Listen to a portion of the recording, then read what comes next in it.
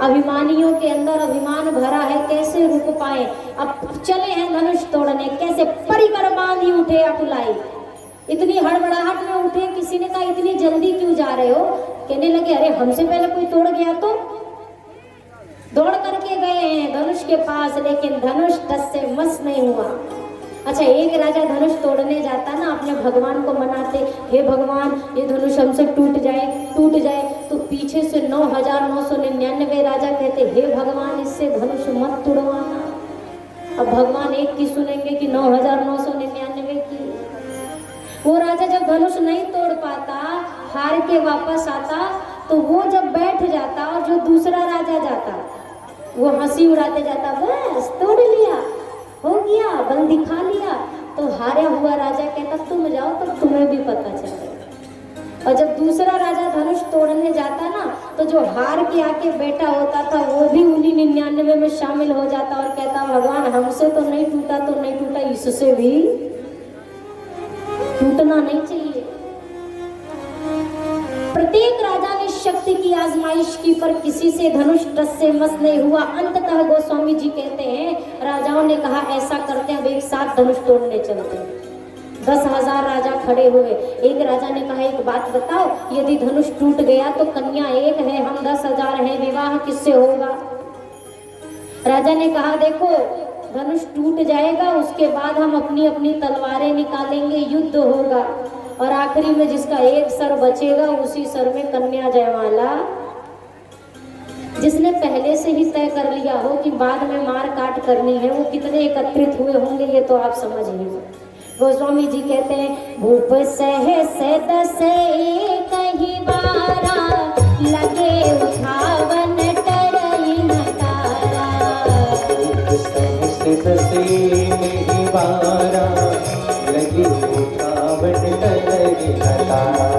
सब निपधाई जोग उपहासी, जैसे बिन विराग सन्यासी। सब निपधाई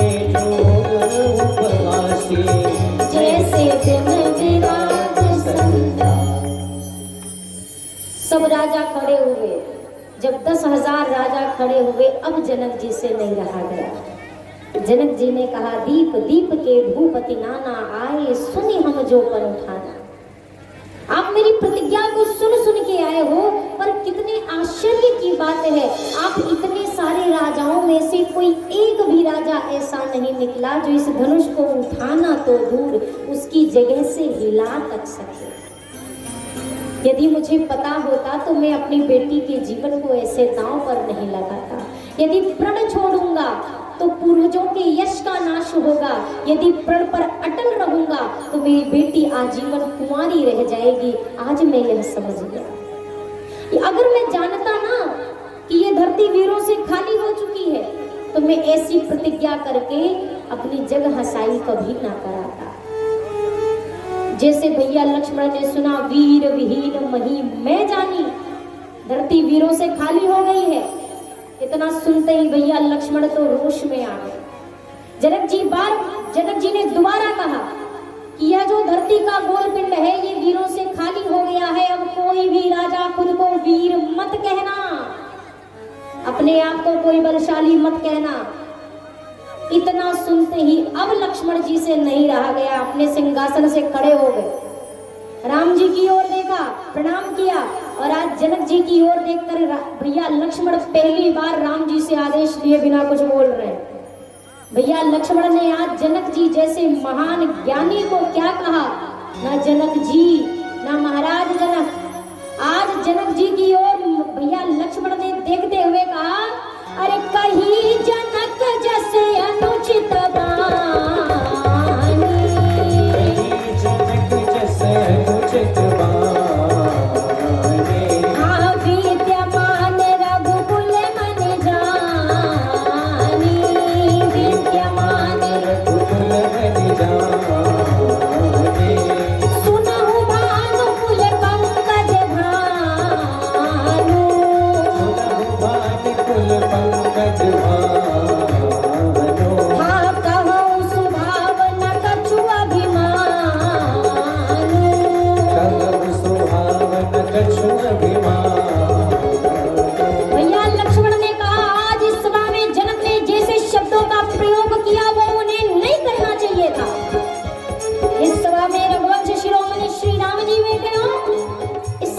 कोई ऐसे शब्द बोले कि ये धरती वीरों से खाली है, यहाँ पर कोई वीर नहीं है, अनुचित कहा जनक ने।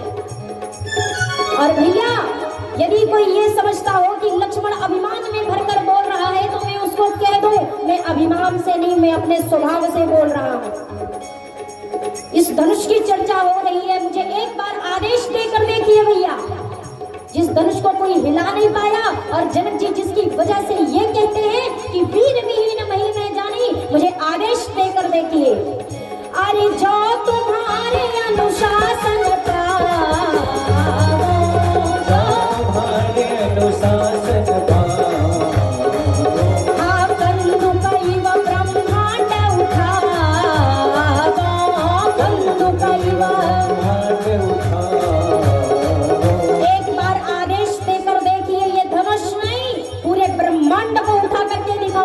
और सिर्फ उठाऊंगा नहीं, अरे कांचे घट जिम्मेदारों कांचे घट जिम्मेदारों अरे सकल मेरू मूलक जिम्मेदारी, सकल मेरू मूलक जिम्मेदारी, कमल ताल जिम चाप चढ़ावो, कमल ताल जिम चाप चढ़ावो,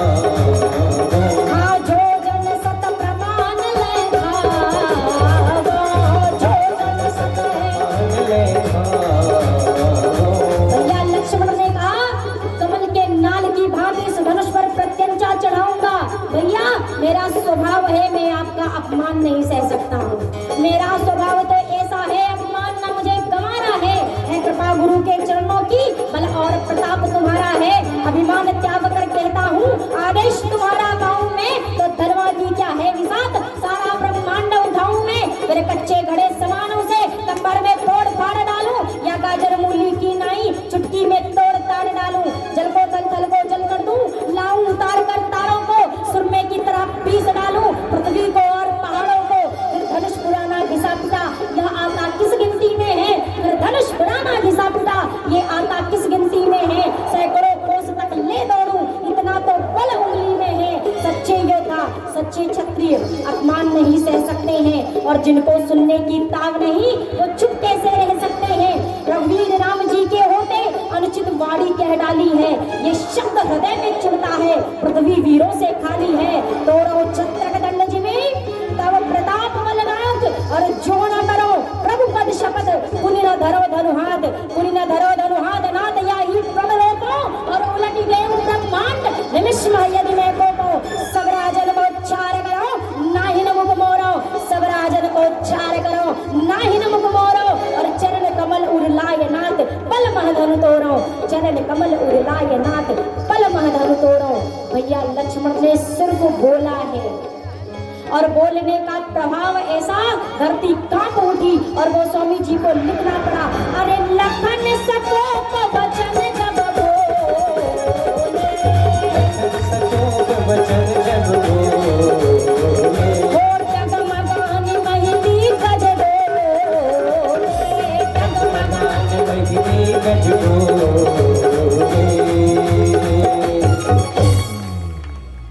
भैया लक्ष्मण ने बोला, धरती कांपी। भैया लक्ष्मण ने कहा, सरकार आदेश हो तो मैं अभी के अभी इस धनुष को तोड़ दूं। राम जी ने भैया लक्ष्मण को बुलाया, अपने पास बिठाया, कहा शांत लक्ष्मण शांत, धरती हिल रही है। भैया लक्ष्मण ने कहा, कैसे शांत हो जाऊं, अभी भी वो नहीं हिल रहे जिनको हिलना चाहिए, एक आप और एक ये धनुष, और जब तक ये दोनों नहीं हिलेंगे तब तक मेरा क्रोध नहीं शांत हो सकता। भैया विश्वामित्र जी ने शुभ समय देखा और राम जी से कहा, राघव उठिए जाइए और ये धनुष तोड़ दीजिए। रामा विश्वामित्र समय शुभ जानी, राम सिया रामा, विश्वामित्र समय शुभ जानी, राम सिया रामा,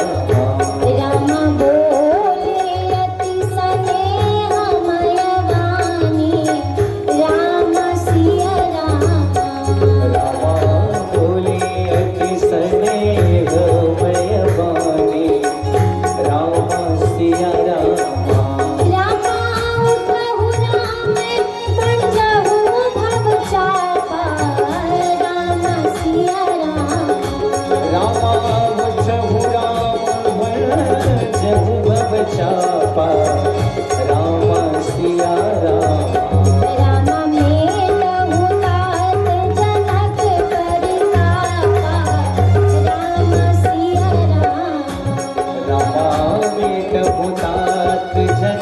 परितापा राम सिया रामा। रामा सहज ही चले सकल जग स्वामी राम सिया रामा। रामा सहज ही चले सकल जग स्वामी राम सिया रामा। राम मात मंडवर मोती करे गावे राम सिया रामा। रामामृत मंजु हरि जग गावे राम सिया रामा। गुरुवर का आदेश मिला, राम जी खड़े हुए और चले कैसे, सहज ही चले। पूरे संसार के मालिक एकदम सरल भाव से चले जा रहे हैं, ना कोई हर्ष है ना कोई विषाद है। धनुष के पास पहुंचे, मैया व्याकुल हो गई। मैया भगवान गणेश की प्रार्थना करती हैं, माँ गौरी से प्रार्थना करती हैं, शिव धनुष से प्रार्थना करती हैं कि आप हल्के हो जाओ। मैया से शिव धनुष ने कहा, माँ कितना हल्का होना है, इतना ठीक है और हल्के होइए, इतना ठीक है और होइए। माँ इतना ठीक है। मैया ने कहा, पूछो मत, बस इतना जान लो, ये जो आपके सामने खड़े हैं ना, इनको फूल तोड़ने में भी पसीना आता है, उसी हिसाब किताब से अपने हल्के हो जाओ। शिव धनुष हल्का हुआ है और अब इधर राम जी धनुष के सामने खड़े हैं। मिथिला के समस्त नर नारी आज प्रार्थना कर रहे हैं, विधाता आज तक जितना पुण्य बना हो ना, उस पुण्य का यही फल दे दो कि इनसे धनुष टूट जाए। राम जी धनुष की ओर देखते हैं और मन ही मन गुरुदेव को प्रणाम किया। गोस्वामी जी कहते हैं, चाप समीप राम जब आए, चाप समीप राम जब आए, ओ नर नारी ने सब सुखित मनाए। नर नारी ने सब सुकृत मनाए। राम जी जैसे धनुष के सामने आए, सभी प्रार्थना करते हैं, तो जरा तालियों के साथ आप भी ठाकुर जी से प्रार्थना करिए, जल्दी से ये धनुष टूटे और हमारे राम जी का विवाह हो। अरे गुरु ही प्रणाम मन ही मन की प्रणाम मन ही मन के अति लाघव उठाय धनुलीना, अति लाघव। गुरुदेव के चरणों में मन ही मन प्रणाम किया और उसके बाद जो हुआ, इतनी शीघ्रता से राम जी ने धनुष की ओर हाथ बढ़ाया। धनुष की ओर हाथ बढ़ाते ही पूरी सभा में प्रकाश फैल गया। सबकी आंखें, आज किसी को कुछ दिखाई नहीं दे रहा, आंखें मल रहे लोग। और गोस्वामी जी कहते हैं, ठाकुर जी ने धनुष को लिया कब, उठाया कब, चाप चढ़ाया कब, किसी ने कुछ नहीं देखा। लेट चढ़ावत खेचत गाड़े, लेट चढ़ावत अरे काहू न लगा देख सब ठाड़े,